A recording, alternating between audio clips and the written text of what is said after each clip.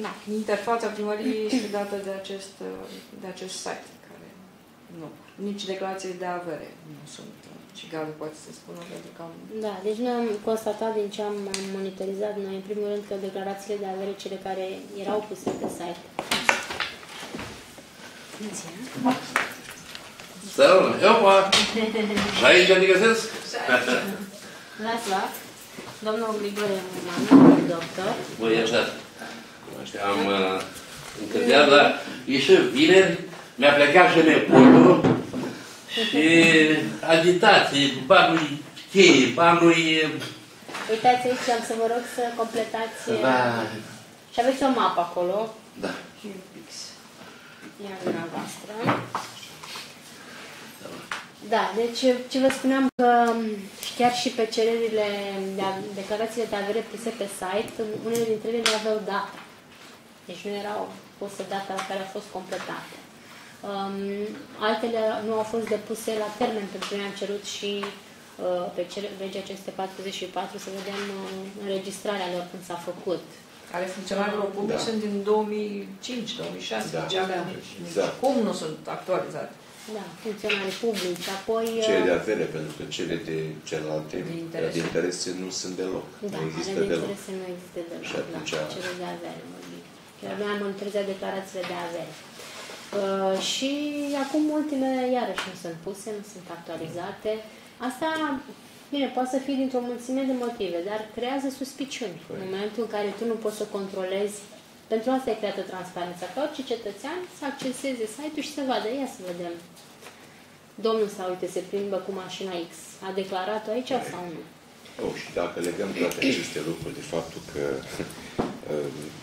nu știu dacă știți, dar așa cum se poate vedea, deci, practic, deci municipiul ăsta se cam duce și intră foarte curând în rândul Mărășeștiului. Deci, dacă se mai continuă în felul ăsta. Paradoxul este că, cu toate că municipiul cade, deci din punct de vedere economic, social și cum dați dumneavoastră, ei sunt persoanele care prosperă. Da? Și dacă coroborăm aceste lucruri pe care dumneavoastră le-ați spus până acum vis-a-vis de declarațiilor de avere și de ceea ce posedă ei în realitate, în comparație cu ceea ce se vede că s-a făcut, fapt că nu s-a făcut. Este ceva așa, ca de la cel la pământ. Este o contradicție flagrantă, se poate vedea cu ochiul liber. Păi, apropo de bani și de felul în care se cheltuiesc banii publici acolo, vreau să vă spun că la ora de față ei sunt în imposibilitatea de a-și plăti oamenii. Până și o primărie de comună, și luăm, deci, orice comună din județul Vrancea pe care o veți dumneavoastră, nu mai vorbim despre alte comune din alte localități, sunt în măsură, au banii ăștia ca să-și poată plăti oamenii.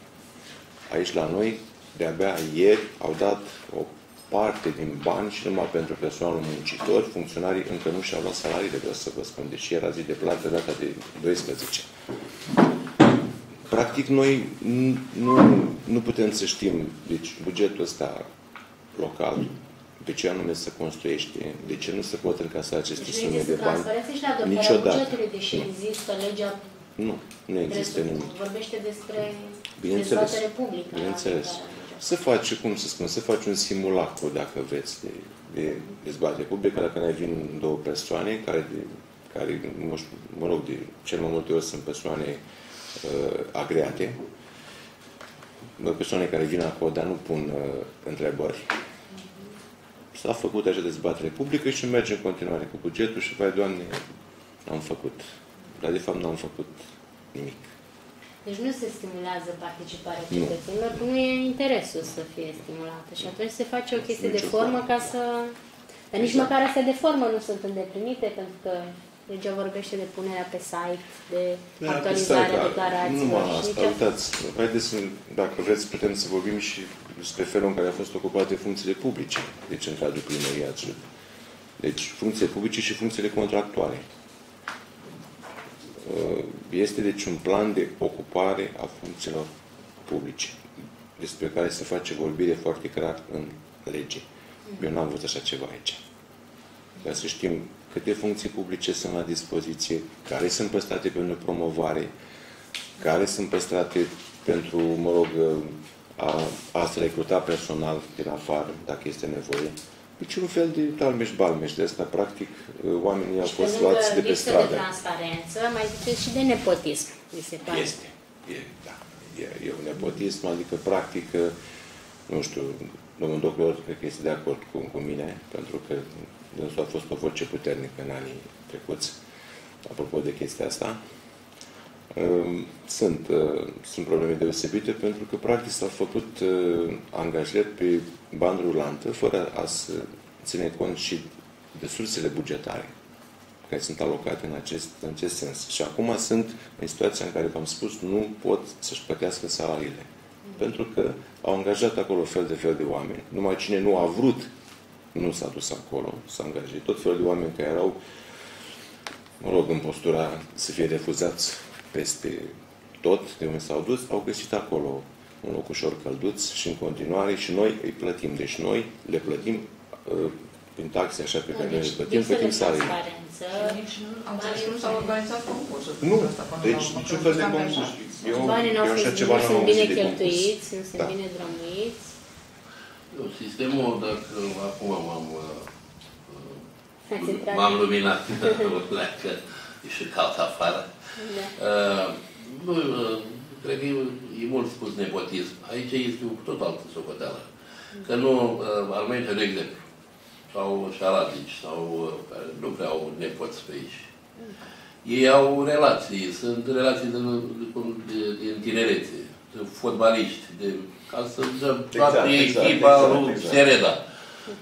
Toți ăștia se dau, ba la cimitir, ba acolo, toți. Exact. Care te și înșeală că sunt unul dintre ei care a plătit de 2 ori un mormânt pentru un prieten, nici nu mai spun, nu vreau să mai aduc aminte, dar toate chestiile astea, al lui Mandeș, al lui deci sunt relații din copilărie. Dacă tot am fost și dacă toți sunt primari și dacă tot se poate, nu știu cum se poate, că o situație similară, să știți că este și la spital.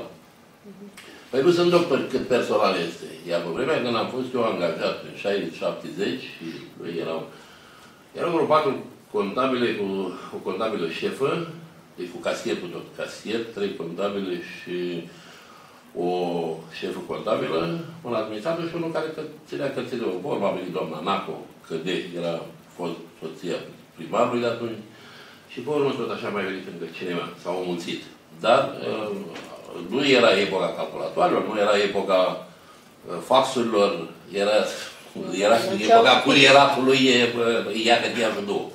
Deci am fost în partea, acum la curierat se cheamă, atunci nu știu cum se cheamă. Ei, și nu știu, a fost probabil că atâta timp cât s-au ocupat posturile astea, sigur, într-un fel, la noi, la sau un concurs. Dar s-au aprobat.